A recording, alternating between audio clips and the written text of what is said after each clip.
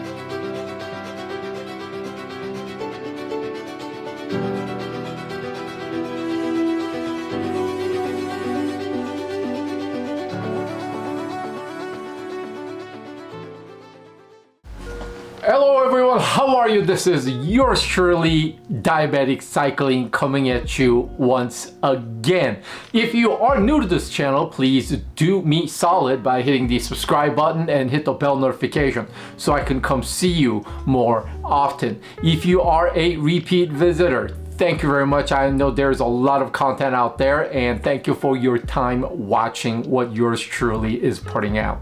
As always, this video is brought to you and sponsored by my own damn wallet. I do not have any press demo review bikes that I need to return so that it can go to the next reviewer. Nor am I chasing any kind of a marketing dollar so that my magazine can stay afloat, because I need to chase that marketing money from a manufacturer. Nor do I have some kind of a shop where I need to sell you something. I just don't have any agenda. I am as regular guy as one can get. I may be the guy you're gonna see in a next group ride that you're just gonna smoke. Half of you will be able to smoke me, and I will be able to smoke half of you. That's how regular guy I am. No agenda, transparent, unbiased. If that's your sort of thing, again, do me solid, hit the subscribe button and bell notification so I can come see you again. Now, before we get started, two things. There is an unboxing video of this frame, which I will link right here. Those of you who haven't seen it and you're wondering how this thing comes, so you could look at that video to get an idea of how the frame delivers. Secondly, I understand that GC Performance channel has a video or two about this very same frame. Now, it's always a thing with me where I don't watch somebody else's videos when it deals with something that I'm gonna review. That's because I don't want my own thoughts and opinions to be colored or clouded by what others say. I want to make sure that what I'm telling you is from me, not influenced by somebody else. So I am aware of whatever that he may have shared in his videos, because I got a lot of you reached out to me through various different methods, asking me questions about some of the things that he said, to see if I'm experiencing the same thing. So I don't know what he said, but I'm familiar and aware of some of the things he might have shown. Now, once I put my video out, I'll go watch what he has experienced. So if you have watched his video, and if you're watching this video, maybe there are some common things that's gonna be there, maybe not. Now, that said, I did watch his very first video, which is actually how I got to know about the frame. And after watching his video, I decided to pull the trigger and just like kind of thought that it would be a fun project. So I bought one, and here we are with this video about 2 months after it.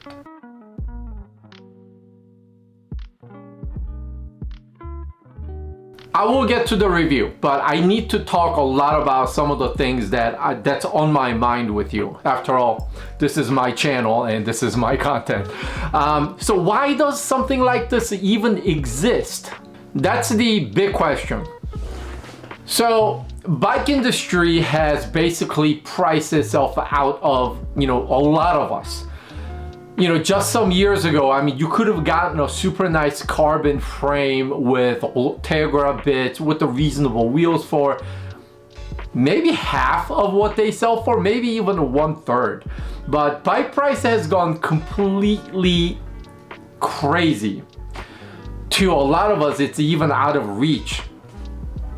That said, every time they raise their price, there are some of us out there that's just gobbling it up and just buying everything, every new model year, something new, something shiny, and I must own one. So you've seen these guys before. These are the guys that are decked out in quick step kit on a Saturday group ride way out front on their S-Works Tarmac SL7, spec'd like if you were the quick step pro rider.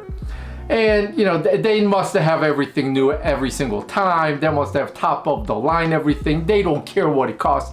By the way, this video doesn't apply to you if your wallet is so rich where dropping $15,000 every year on a bike doesn't make a dent on your wallet. Then more power to you. Good on you. Now, this video is obviously for some of us that don't have that kind of a financial background. So there's this sub-industry out of China, which you and I as a bike buyer, we eventually find out this mysterious land. There's this mysterious line where you go to the land of AliExpress, DHgate, whatever have you. You then see all these carbon frame sets that are $500, $400, $800, whatever. Some of them are going to be like a name brand knockoffs. Some of them will carry their own names, like the Elvez, Windspace. So and price points will also vary a ton. I mean, I don't think I've seen any $350 frame set in a while, but you used to be able to see something that low. And then like the Windspace T1500, I think that's like, isn't that almost $2,000? Anyhow, so for people that are interested in low cost frame set option, this small industry exists where you could buy these frames. Some are straight knockoffs like what I'm going to show you today. Some are their own design, but most of the time I noticed the Chinese knockoff frames are derivatives or just like paying homage to the actual real big name brand frame sets. So I'm not some stuck-up douchebag elitist that's gonna turn my nose up because you're shopping for one of these. Clearly, I've bought one myself. You know, all of us come from different backgrounds. We have different budget needs, we have different financial status. Your purpose of riding may be different. So, you know, I mean, you may be a crit racer, so you have different needs than a guy that's a weekend warrior. You're an aspiring 19-year-old young racer that's just knocking out all the local races. You're trying to get be noticed, and you're trying to get picked up by pro teams. But you're 19 and your parents can only support you so much, so you're looking for something cheap. Maybe your age group triathlete that's going to compete in the Ironman events and whatever, and you have a different set of needs and goals. Whatever it may be, different things float different people's boat. So something like this exists to cater to people that's looking for something like that, which is all fine. However, there is this moral dilemma when I'm looking at this bike, VeloBuild R-218. So blatantly, the shape of this bike is, let's not kid ourselves, it looks just like the Pinarello Dogma F. When a company just blatantly rips off somebody else's work, I have a bit of an issue with that, because that is not ethical. And I'm not trying to sit here and tell you a morality lesson, I'm not. But you know, you may be thinking, hey, I don't care, I just want something cheap that I can build my bike with and it doesn't bother me. Sure, it's not a problem until you are the one that's getting ripped off. What if you made some kind of a product and you are the one that's getting ripped off by some Chinese company that's blatantly copying your work, impacting your cash flow? Then it becomes a problem, right? So we do have to pay respect to the original company that's put in the work and put in the money and expenses to develop a product that you and I all consider buying. So there's this moral dilemma here. Of course, when you pay $6,800 for the Dogma F genuine frame, you're not only paying for their high-end material, you're also paying for their R&D, you're also paying for their field test when they rent out the air tunnel for aero testing, and when they sponsor the Ineos Grenadier teams, you know, all that comes out of their pocket. So you as a consumer, when you buy their product, you're also paying for all that overhead. Upside on something like this thing is that you're not paying for that kind of overhead, but also there's a whole lot of downside. Material's not the same. I mean, it's just not the same bike. So essentially, before I start here, although I'm deep into this video, I want to communicate that your mileage may vary. You might actually get one that's better than what I've got when you order one. You might get one that's actually worse than what I'm about to show you, because it is evident to me the company does not have a standardized, proper quality assurance and quality control program. So I don't believe every frame that's rolling out of their factory is consistent, whether that's good or bad. This video is I'm gonna be talking to you as if you are someone that's interested in buying one of these for a build yourself. So as an owner of this product, I will share with you, I will talk to you in a manner that just sharing with you all the things that I've found out, all the things that I've gone through, what I think about. So that is the purpose of this video. And obviously this thing looks like a Dogma F, but make no mistake about it. This video, the tone of it is gonna be, I'll be reviewing the frame set as a just random frame set. There will be no comparison drawn to Dogma F. You're not getting a debadged Dogma F. This thing only looks like one because the carbon molding was copied from the real product. This thing does not ride like a real Dogma F. It doesn't use the same material that builds the Dogma F. It's not built in the same factory with the same personnel. So despite it looks like one, it is nothing like the real Dogma F. So you know, this video is not a comparison between, you know, the real thing versus the $500 knockoff. It's not that. So this video, I really will try to make it as comprehensive, as definitive as possible. Hopefully, most definitive and comprehensive on YouTube, so that you can make your own educated decision about buying one if you are considering one. I don't have any affiliation with the VeloBuild. I paid full price for this thing, and I also don't have any bone to pick with VeloBuild. I don't have anything against that company other than the whole morality thing, but they're not the only company that does it, and you know, I'm not all that a great person myself, so who am I to judge somebody else on their morality? So let's establish all that, and let's get on with the review.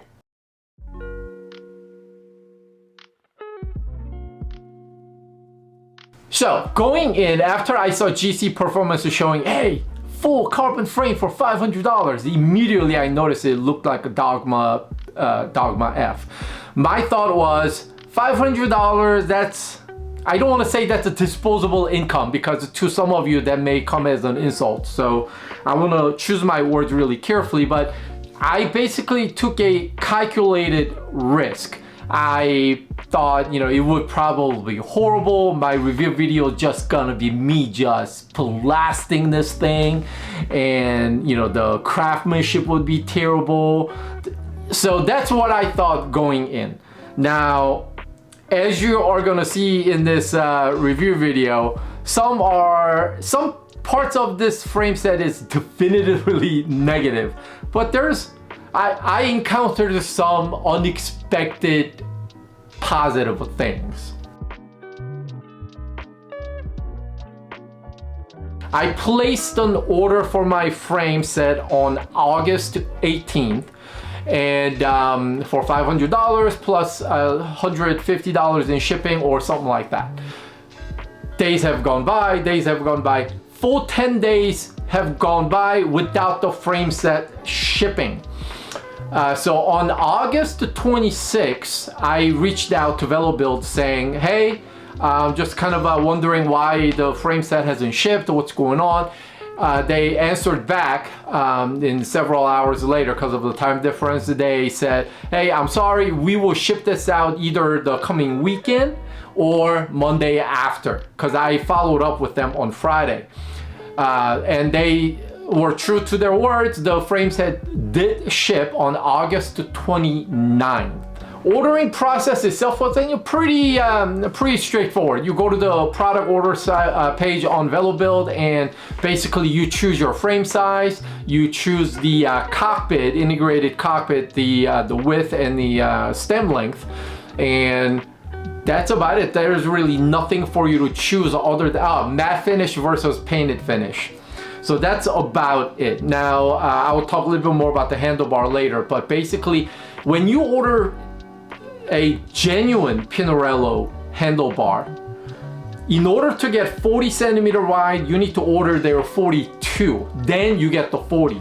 But on VeloBuild, they are true to sizing, I guess it's the right word to say. So when you want 40, you make sure you order 40 from VeloBuild, then it'll come as 40. You're getting a full carbon frame, fork, seat post, and full carbon integrated handlebar for $500. So this is either a phenomenal deal, so long as the components that you're getting are solid and reasonable, or are you just getting pile of crap for $500? So the stealthy naked carbon look actually looks reasonably pretty good if you're into that sort of thing, where they have different junctions of the frame come together. They painted it black, as I showed you in the build video. The carbon used is actually, you could tell it's a pretty low quality carbon, far away from Toray T1100 carbon that's actually used in the real Dogma F. that's a really delicate carbon. There aren't that many facilities that can actually even process that carbon material, let alone have the personnel, because skilled labor that can work with that carbon. This carbon is the carbon that's used on this bike. It's very large weave, it's low quality. Now when you have like a high-end frames, the companies would design these sheets, sometimes like 400 sheets, all delicately shaped, different type of carbon sheets at different junction, different parts to make the frame lighter, more stiff. So they tune that frame, right? I don't think that is what's happening with this frame set. It's that one low-grade carbon that's just used through from the top to the bottom, left to right. And I'm sure the resin cure process is obviously different too. I think they just used a pretty heavy resin curing process to just make everything together. Obviously, it's not a monocoque frame. I don't know how VeloBuild got the mold, the tubing shape to be so identical to Dogma F. So what I'm guessing is they probably reverse engineered it. So they probably got a hold of the actual Dogma F and created a mold from an existing tube shape. That's what I'm guessing. Because earlier I said this thing only looks like one, does not ride like one, is not built like one. That is all true, but the tube shapes are bang on, dead on copy of the real deal. Okay, so moving on to the integrated handlebar. I have the genuine Pinarello Talon Ultra handlebar integrated cockpit that I use on my Pinarello prints. So when I received this thing, this actually came to me as a surprise. Just like the frame, the shape is exactly the same as my real integrated cockpit that I have on my real Pinarello. I took measurement, bang on the same. So this particular handlebar has this, so when imagine you're in a sprint situation, there is this part in the drop that you're going to hold on to, and that part is oblong shape. It's like oval, whereas the drop where near the bar end plugs, that's fully round, and then as you go to the top, it's flatter for the arrow. So I really love this oval section of the bar because it's just proper and it fits my hand. I love that thing. It is replicated in this knockoff handlebar. I love it. Great. Now, having said all that, I think the weight difference with the real deal was 10 grams, so pretty good. I'm going to tell you this though, at what cost? So the reason why I mentioned that is years ago, George Hincapie's stem snapped off in Paris-Roubaix where he did over the bar and he was out of the race. A couple years ago, Mathieu van der Poel, his cockpit snapped. So that was pretty deadly as well, right? Of course, I'm not putting that kind of a power and load and torque on the handlebar, so I don't think I'm gonna be able to break one. But when I'm dealing with this handlebar, I always think about, is it gonna snap? I mean, what if this is not built very well? But as I mentioned earlier, even the name brand components will snap under load, so perhaps that's me worrying without being warranted. And the bar surprisingly does a good job in terms of stiffness and compliance.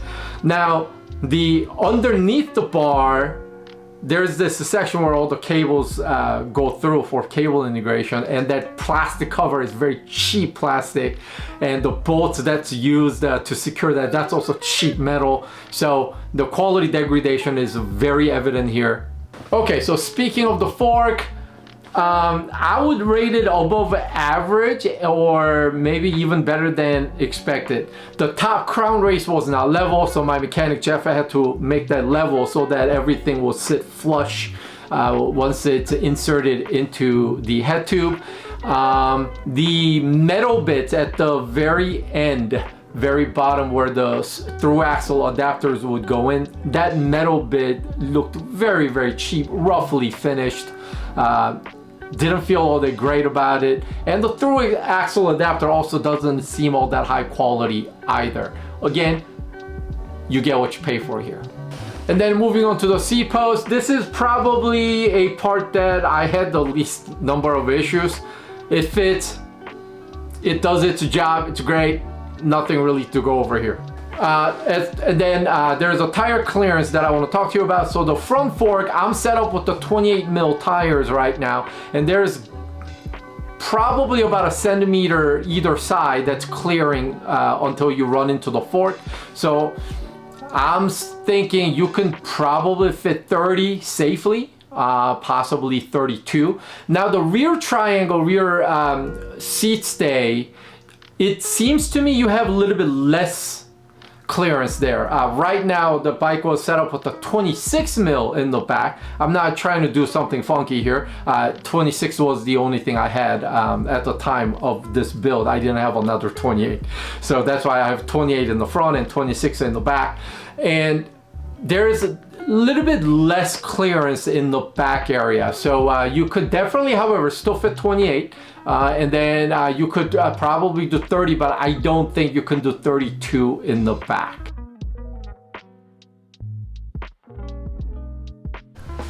All right, so moving on to issues I found during the build. So every industry, every manufacturing practice is gonna have something called the manufacturing tolerances. And you know, I'm gonna use an analogy here. So FDA here in United States, where they govern all the food and stuff that's being made, they have what's called the acceptable tolerance. So for 8 ounces of raisins, it's okay, it's legally acceptable, accepted standards by FDA, the government authority, to have 10 dead insects in 8 ounces of raisins. That is acceptable. You can't have 11, but up to 10 dead insects, whole insects, not even particles, that's acceptable. Why am I mentioning this? So let's say you're a big bike company. Now I don't know what their tolerances are, but maybe something like every 1,000 frames that we make, we will accept 3 frames that are bad. Maybe they have that kind of tolerance. Or when they are putting in the bottom bracket shell, maybe they have an acceptance tolerance of, we will accept up to 0.003 millimeter off axis. That we will take as an acceptable tolerance. Nothing more, but up to that we will accept. So companies will have that kind of a tolerance standards. I don't know if a VeloBuild has something like that, and you will understand why I'm bringing this up.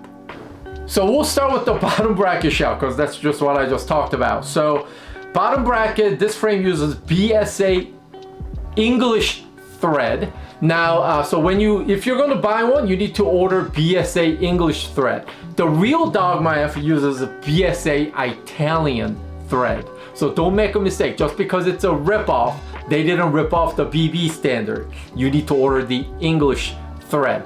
Anyhow, so bottom brackets, problem with the bottom bracket shell that we found was they're not aligned properly. So if you're looking at the right side and the left side of the frame, where the bottom bracket holes are going to be, so your crank spindle will go in like this.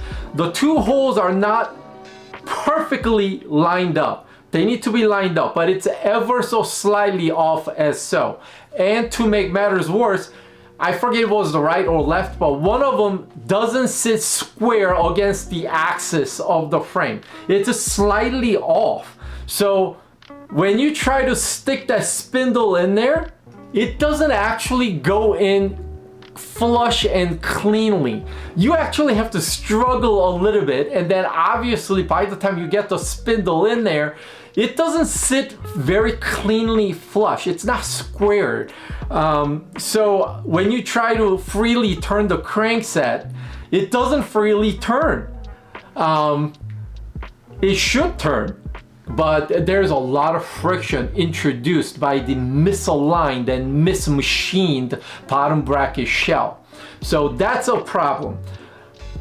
Now, through somebody asking me a question, somebody sent me this, I guess it's GC Performance, again, I didn't watch his video, but apparently I guess there was a part, I think it's the Di2 battery mount or something, from the bottom bracket shelf, something came up through his frame and it was rubbing against his spindle, I guess. And the person said it was leaving like a scratch marks on his spindle.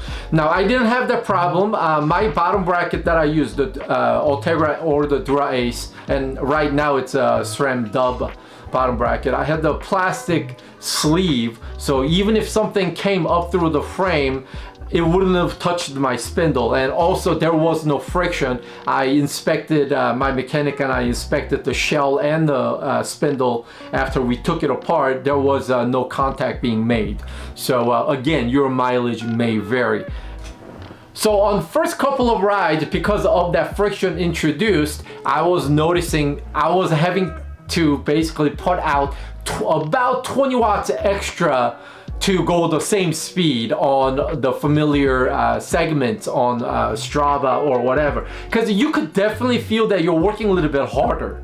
But here's the thing, because of the whole bottom bracket issue, we also had to finesse the preload, where we were just barely engaged in terms of a preload just to make everything work. Okay, so the next issue is the front brake mount. There are two holes, the vertical holes on the left fork where the caliper needs to be installed. The two holes, the distance between the two slightly off. So one of your bolts will go in at a slightly funky angle. So that was a bit of an issue. Now the front didn't have a misalignment issue, so I didn't have a whole bunch of a rub issue there, but that's another manufacturing problem. And then the rear brake mount had bigger problems. We had to file stuff down, we had to chip away at the paint just so that things will line up properly, because the two mounting holes, distance was proper, but they basically, like, one of the holes had like too much carbon and resin and paint where that was getting in the way, and we had to file it, and a whole bunch of finessing had to be done for the caliper to mount square against the axis of the frame again, so that the rotor wouldn't rub. It was rubbing like crazy. It was a big nasty nightmare, but eventually we got through that as well. And then there's the rest of the parts. So things like the plastic that's used on the dust cap, you could immediately tell, compare side by side against the real deal. It's a cheaper plastic, it's rough, it doesn't feel very good. All the metal bolts are very soft metal, soft and heavy. And then, like I said earlier, like the bottom bracket threaded cup wasn't machined properly either, so that's another problem. The top cap, which unfortunately bears the Pinarello logo, and it's not even done all that well, so it's very skanky looking. It's a cheaper metal when you look against the real top cap of a Pinarello, and fake one uses a very flat top cap, whereas the real deal has an ever so slight dome in shape, and you could feel also it's a much better high quality metal on the real deal. So okay, so how does it ride? I can't tell you what I was expecting when I bought this, what the ride quality would be like. I didn't know what it would ride like even when I first threw my leg over the top to roll out to the first ride. Normally I would ride maybe about 1,000 miles on a bike before I put out one of these review videos, because I really feel it's my responsibility as a reviewer to be able to share with you everything that I've gotten intimately familiar with a said product. Now, I didn't get to do that with this particular frame set because of my schedule, and I was getting peer pressured by so many of you to put the video out, a review video out, because your purchase decision was hinging upon my video for some reason. So I got peer pressured into releasing this video a little bit sooner than I would have liked. So I only have several hundred miles on this frame set, a little less than what I would have liked. However, I feel like I've ridden it enough to know. Also, I will preface it by I didn't take it out on a century ride because of my schedule. Longest ride that I had her out on was about 71 miles. So with that as the background, here's the deal. The front end is solid enough, surprisingly. I could throw the bike in high speed into a corner, slice it and carve it, and I actually trusted that it will hold the line that I'm pointing it at. Rear triangle, surprisingly and shockingly, it is very comfortable. On rides that's more than 60 or so miles or longer, I never felt the bike was beating me up. I never felt any sort of a fatigue introduced by this frame set.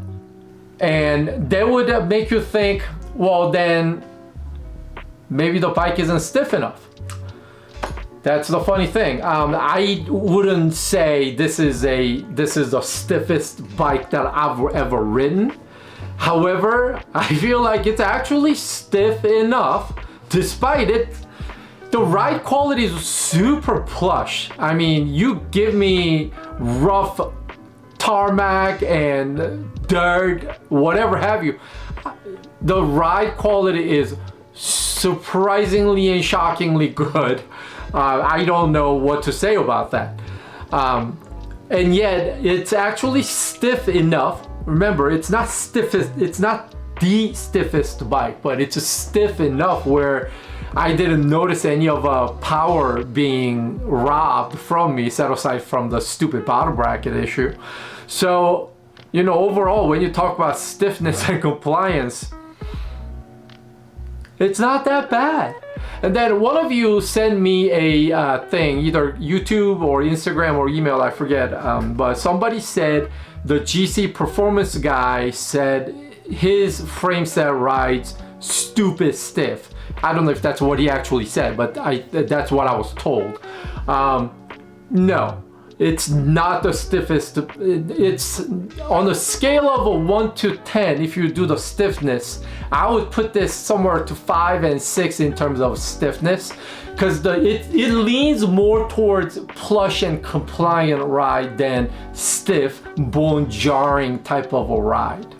I'm not disputing what GC is saying because we all have different level of measuring, right? Because stiffness is not quantifiable. I could look at Ana de Armas and say she's gorgeous. You might not. You might look at her and say no, she's not all that. So, you know, we all have different way of judging things. So if GC said that it's stiff, and so be it. You know, who am I to judge? But to me, this thing rides mega plush. Now, since the tubing is just ripped off directly from Pinarello Dogma F, something that is unexpectedly also good, I hate to use that word, is this bike rides super aero. Once you get the bike up to 15 miles per hour or faster, you notice the bike is just motoring. It is just cutting through air, and it just goes, man. It just wants to go. And like on downhill, I mean, you know, with the compliance ride characteristics of the frame, it just rides. It cuts through aero, and it's just super nice. When it's that feeling of your bike just slicing through air at high speed, and you go, okay, I can get used to this. I love this feeling. So you definitely get that. So far so good, you're thinking. Here's where it fails. Some bikes, despite what it says on the scale, how heavy, how light it is, some bikes will ride deceptively lighter than the numbers on the scale. Some bikes will just feel more lively and just springy, and it just, You just feel like, hey, this bike doesn't feel like, you know, X pounds, you know, Y pounds. This bike is the opposite of that. Despite what it says on the scale, when I had it with the Ultegra Di2 12 speed with the 1500 gram wheel set Mercury S5, with the front head mount and the 2 bottle cages and my pedals, so ride ready. The bike came in at 18.3 pounds, I think that's what it was. Despite that number, it rode much heavier than that number would indicate. Every time road tilts up, I felt like I'm dragging 50-pound dumbbell tied to my seat post. It rides so much heavier than what the numbers say. Now, some of you may say, hey, isn't that because you have your wheel set that's weighing in at 1,500 grams? You might be onto something, but I would dispute it because I've used that wheel set on other bikes and I never had any issues of a feeling like I'm being dragged down by the wheel set on climbs. So wheel set being common denominator, the frame set definitely weighs more than comparably numbered frame sets out there.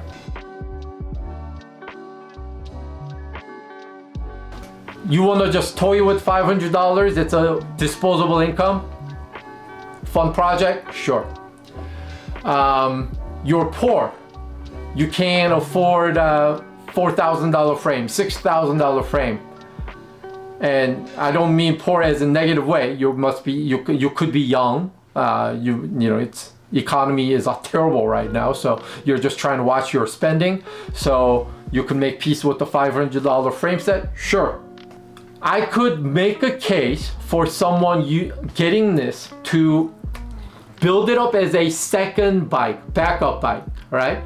So you have a nice bike as your main, and you buy one of these to build up as a second bike, your backup, in case your main has some issue and you need a bike right away, or winter bike. Those of you that live in areas where you don't want to subject your nice bike to weather elements or whatever, or commute bike. You just want a bike, racy feeling bike to go from home to work, work to home. So I could make a case for that. Another case, I can't understand why anybody buys a gravel bike that is carbon fiber frame. Of course, if you're doing Unbound and you're doing 250-mile ride and you are fighting for seconds, sure, you want the light bike, I get it. But if you're not, shouldn't you get aluminum, titanium, steel, or something like that for your gravel bike? But if you must get carbon, why not get the $500 frame? Because who cares if it gets chipped? It's $500. So that's another case that I could see. Another case that I could see this being used for is dedicated indoor trainer bike. You hook it up to your Wahoo kicker, set it up permanently there so you never have to fuss around getting the bike mounted, taking it off, or put the wheel back on when you want to go out for a ride. So get something cheap, put it on your trainer at all times, it's just always there. Eliminates that resistance of you having to do all that labor to mount it on the trainer so you could do your indoor training session. So I could see a case for that. Another case that I could see is you're a crit racer. You want something responsive, something stiff enough, but you also worry about getting into accidents. You don't want to damage your tarmac frame. You don't want to damage your you know, name a high-end carbon frame. So you don't want to do all that because you know you're going to get into an accident. It's a hostile environment out there. You want something that could be considered disposable frame set. Why not get one of these? Because to me, it felt stiff enough. It's a cheap enough where if I have to throw it away, I'm not going to cry over it. Then here's an interesting look, my final thought on who this could be for. Here's an interesting take. I told you I own a Pinarello Talon Ultra integrated handlebar. That thing is $1,000. It's the stem and the bar all in one piece, $1,000. This whole thing, seat post, the frame, the fork, and the bar, that's $500 in total. Now, if the bar is good enough integrity-wise that it won't snap on you and whatever, I could see you could get this bar for $500 and then get rest of the crap for free to put on your actual Pinarello. So that's another way of thinking, because if you have all that, if let's say you bought like a Pinarello Prince, Paris, GAN, and you don't want to shell out for the $1,000 real legit Pinarello bar, I could see you get the whole thing for $500, throw out the rest and just use the bar. I could see a case for that. So that's how I would find the usage for this $500 frame set, all those cases that I mentioned. All right, so the pros and cons. I'm gonna refer to my notes here. So pros, it's $500 including the cockpit. That's just phenomenal. Tube shaping that's copied from the real Dogma. That provides aero quality. That's a pro. It's remarkably compliant, which is unexpected of. And then the last bit of a pro is everywhere I show up with this bike, this is what I get. Dude, your bike looks sick, bro. I get compliments all the time. The bike actually does look pretty good because of the stealthy appearance and aesthetics, and to untrained eye, it may even look like a real Dogma. So there you go. And then speaking of the cons, obviously build quality is not optimal, and lack of quality control, quality assurance is very evident. Another negative, who knows what the long-term integrity is, right? It's somewhat questionable, and you know, maybe it is okay, but my educated suspicion says integrity of the build should be questioned because of, you know, who knows how this is made, right? And like I mentioned earlier, another con would be that it rides heavy. She rides heavy. It's quite because everything else was so good in terms of a ride quality, that caught me by surprise. And then it is a knockoff frame. You're supporting a sub industry which is negatively impacting the industry as a whole, because, you know, it is a blatant knockoff, and in grand scheme of things, it's doing negative to the industry.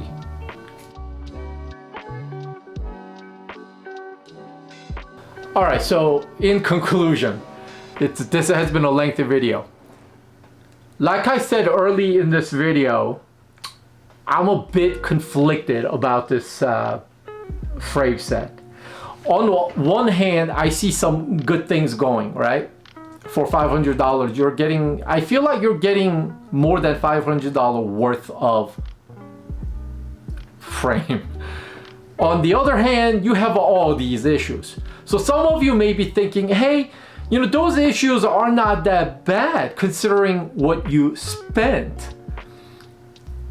You may be right, but I have to ask a question, which is, should you have to do all that to a bike frame to make it usable? Because the frame set is the skeleton, it's the bones, it's the structure integrity that's required to build upon. It's like your spine in a human. You know, your spine, your rib cage, that is your frame, and everything is attached to it. And if your spine is out of alignment and what have you, I mean, how good is your body? So along the same line, I mean, I just feel like, doesn't matter how cheap it is, I just don't feel like a frame set should have all these alignment issues and build issues where you have to tweak things to get it usable. Notice I'm not using the word right. Just to make it usable, you have to do all these tweaks. I just don't know how I feel about that. And that's not to say some of the legit brand names don't have manufacturing issues. For instance, my Factor came with an issue with a brake mount, which my mechanic resolved, but you know, should a frame set costing that much, you know, top tier frame come with a manufacturing problem? It shouldn't. So for VeloBuild, budget brand, import brand, to have some manufacturing issues, especially when it sells for 500, that's acceptable, one may think. And that's not for me to decide. That only you can decide that. There will be some of you thinking, hey, $500, I got plenty of time, I love tinkering, I'll buy one, sit in my garage, chisel away at it, file it away, do all these things to get it right. By the way, my derailleur hanger came bent as well. And so if you are that type, you're a DIYer, you just wanna, you don't mind sitting down and you don't need something right away, and you could just work, chip away at it to make it right and eventually build a bike out of it, I guess it's okay. The bike, despite it rides better than I thought, it does not ride like a $5,000 bike. It does not ride like a $10,000 bike. So that's something I would like to caution you. And then for some of you that's thinking anything less than a perfectly built frame isn't worth it, you would be justified in thinking so as well. So I'm conflicted because I can't sit here and tell you, hey, this is a good buy for 500. Nor can I tell you, don't buy it, no matter how cheap it is. Now, morality wise, that's a big concern of mine, but because I don't want to sit on this douchebag morality seat and tell you my morality is better than yours, I'm not that guy. So set that aside when you just look at that. That's why I'm very conflicted. So, you know, with the good aesthetics, a reasonable good ride quality for cheap money, if you want to get one, I suppose you could waste $500 in worse way. And then for those of you that don't want to touch this with a 10-foot pole, I can see why. Save that money towards a better frame set, or maybe even a wheel set for your existing bike. I would support that 100%. Finally, to VeloBuild. I'm not a stuck-up douchebag elitist. I did not make this video to coerce VeloBuild into do something for me. I'm not affiliated with VeloBuild. I don't have anything negative to say about the company itself, despite the morality issue. The purpose of this video is for me to educate the potential buyers to be educated so that you can make an educated decision whether to buy one or not, because I've covered everything that I've found from owning this frame set so that you can make an educated decision. If somebody at VeloBuild happens to watch this and go, hey, I don't know how you got that frame set out the door in such poor condition. That is not our standards. We would like to do it right and send you a proper frame. I'll be more than happy to send this one back to you and happily build out a replacement frame set that is proper, that is built correctly, everything square, everything aligned right. I'll be happy to do that as well. Now, if nobody watches it and I don't hear back from VeloBuild, that's okay too, because that was not my intent. I did not make this video to get in the ears of VeloBuild so that they could, you know, replace my frame. That is not what this video is about, and that is genuine.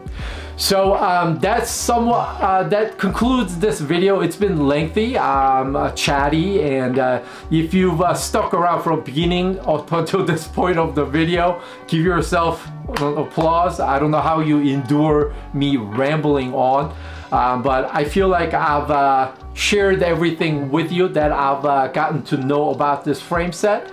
I've put on SRAM access on to ride around more so that I can make like a comparison videos with other bikes that I own, and then eventually I'll probably strip it down and sell the frame set to someone that wants it. So that's it, you guys. I hope this video has been helpful if you have been considering it. So that's it. I've been Diabetic Cycling. You've been awesome. Keep the rubber side down. Be safe out there. Diabetic Cycling out until next time. See you.